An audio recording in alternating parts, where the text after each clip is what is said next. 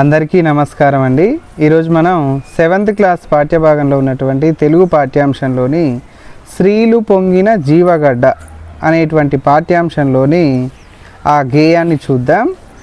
శ్రీలు పొంగిన జీవగడ్డై పాలు పారిన భాగ్యసీమై, శ్రీలు పొంగిన జీవగడ్డై పాలు పారిన భాగ్యసీమై, వరలినది భరత ఖండము భక్తి పాడర తమ్ముడా, వేద శాఖలు వెలసెనిచ్చట ఆది కావ్యం బలరెనిచ్చట, బాదరాయణ పరమ ఋషులకు పాదు సుమ్మిది చెల్లెలా, శ్రీలు పొంగిన జీవగడ్డై పాలు పారిన భాగ్యసీమై, విపున బంధుర వృక్షవాటిక ఉపనిషన్మధు ఒలికెనిచ్చట,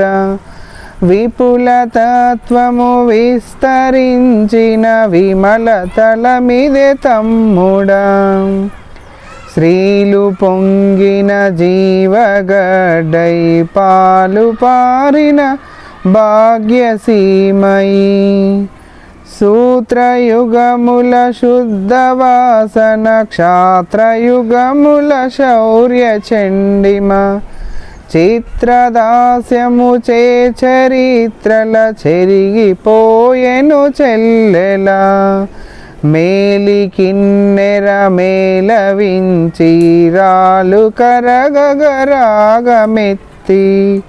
పాల తీయని బావి భారత పదము పాడర తమ్ముడా.